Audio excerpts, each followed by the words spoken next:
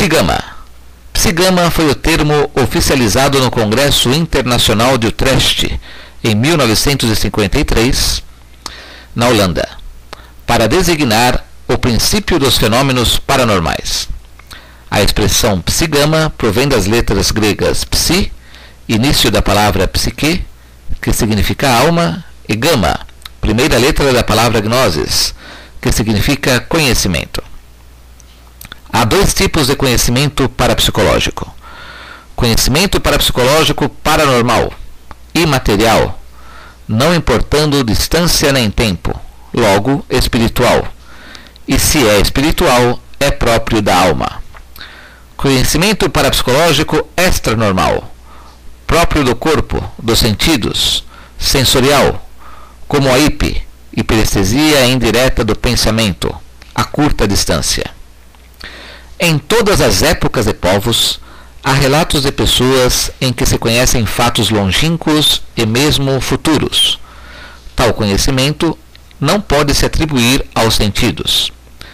A Escola Europeia de Parapsicologia, com experiências quantitativas e com inumeráveis casos espontâneos recolhidos de todas as épocas em todos os povos e com milhares de experiências qualitativas de todo tipo, demonstrou a existência de psigama e todas as suas subdivisões e características. Psigama é inconsciente e incontrolável. Este componente espiritual descoberto pela parapsicologia amplia o espaço da matéria. Esta descoberta revoluciona os valores, provando por definitivo a existência da alma no ser humano. É uma faculdade paranormal, extrasensorial, espiritual. O fator tempo, que é uma grandeza física, não afeta esta faculdade, mas respeitando o prazo existencial. Qualquer obstáculo físico, tais como paredes, montanhas, etc., que se possam interpor entre a pessoa e o objeto, assim como a maior ou menor distância, também não interfere no funcionamento desta faculdade. Prazo existencial ou prazo vital.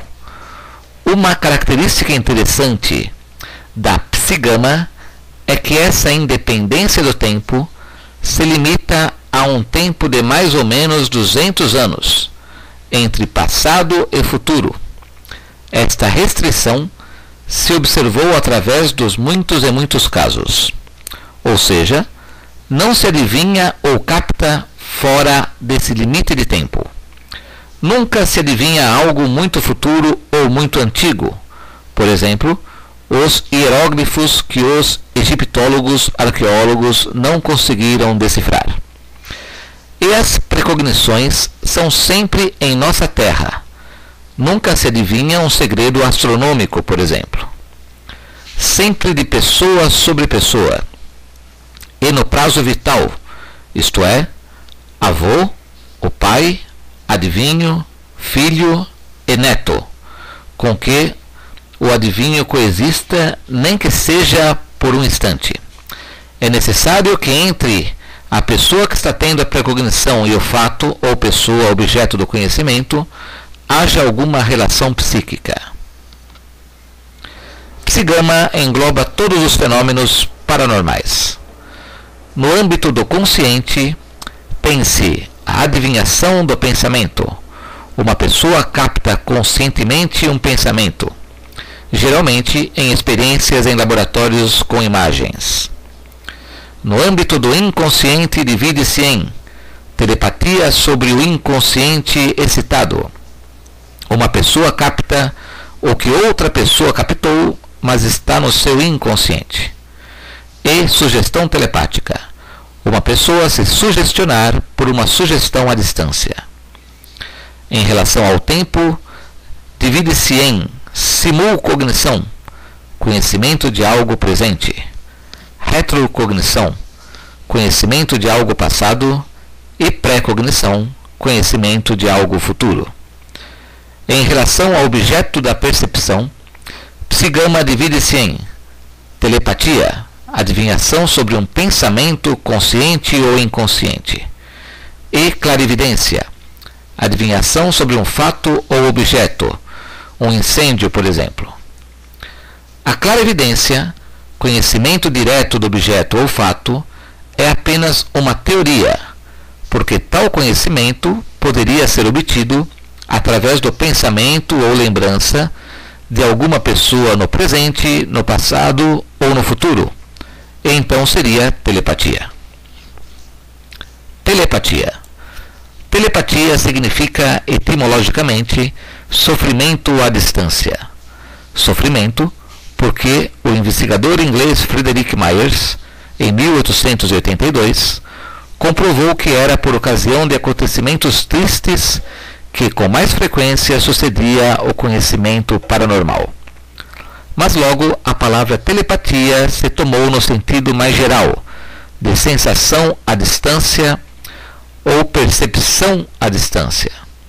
Numa telepatia, aparece frequentemente o mecanismo em L, ou A3. Uma pessoa A capta o pensamento inconsciente de outra pessoa B, que captou um fato ou pensamento de uma terceira pessoa C.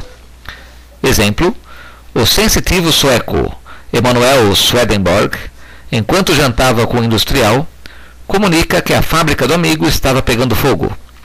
Provavelmente, foi o próprio industrial quem captou inconscientemente o incêndio. A desgraça interessava a ele. Os amigos do industrial que assistiam ao incêndio tinham o pensamento voltado para o industrial, e não para Swedenborg.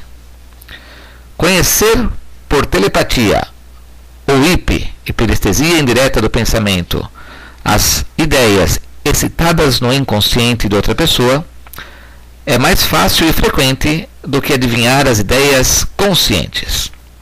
Outro exemplo: uma senhora tinha saído para passar o fim de semana com os amigos que viviam no campo, a várias milhas de distância. O marido ficou em casa ligeiramente indisposto. A senhora, já ao cair da tarde, experimentou de repente um impulso irresistível de voltar para casa. Os amigos se opunham, pois a hora não era apropriada. A senhora não podia dar nenhuma explicação racional de seu súbito desejo. Só queria voltar para casa, pois achava que nada ia bem com o seu marido. Voltou e, ao chegar, encontrou a casa em chamas. O marido dormia no andar superior, totalmente alheio ao que acontecia. Se a senhora tivesse demorado mais, o acidente teria sido fatal. Tudo indica que devemos classificar este caso como telepatia sobre o inconsciente excitado. O pequeno cheiro, barulho, faíscas do incêndio que começava, sendo captado pelo marido, e estimulou o seu inconsciente. Sua esposa captou telepaticamente este fato que estava no inconsciente do marido. Em sonhos, transe, hipnose, estados alterados de consciência, é mais fácil a percepção da mensagem telepática. Antigamente, a telepatia era denominada transmissão de pensamento, dando a impressão de que algo havia sido transferido através do espaço, oferecendo certa confusão em sua compreensão. A telepatia, ou psigama, não é emitida, não é energia ou qualquer tipo de radiação ou onda. Se fosse, seria sensível a instrumentos. E nas experiências de laboratório, comprovou-se que o mérito ou a causa do sucesso das telepatias são dos percipientes, ou melhor, das pessoas que captam a telepatia. Ou seja, de nada adianta uma pessoa ou muitas pessoas tentarem transmitir telepaticamente uma mensagem ou sentimento. Percepção extrasensorial. A escola norte-americana de parapsicologia não usa o termo psigama, e sim usa ESP, Extrasensory Perception. É considerada por muitos como uma microparapsicologia, por não considerar os casos espontâneos através dos tempos, e sim somente casos estudados em laboratório, geralmente adivinhações de imagens ou cartas. Não considera hiperestesia indireta do pensamento, xenoglossia e talento do inconsciente, atribuindo tudo a ESP. Falam de percepção extrasensorial até em animais. Também não consideram prazo existencial ou vital para as precognições. Sonhos que se realizam. Existem sonhos pré-cognitivos que se realizam de forma idêntica ao que foi sonhado. Mas assim como todos os fenômenos parapsicológicos, são incontroláveis, além de serem raros. O sonho é uma situação de inconsciência. Quando dormimos, não temos consciência do que se passa.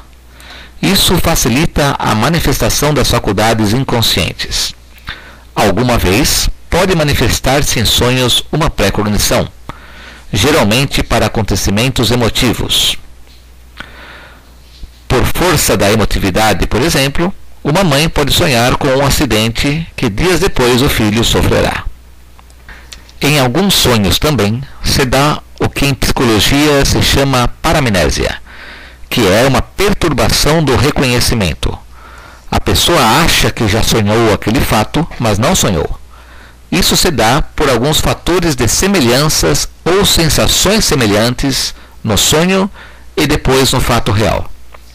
Por isso, a verdadeira precognição nos sonhos é quando a pessoa dá muitos detalhes antes de acontecer o fato e depois se verificar que foram reais, afastando a coincidência e o acaso.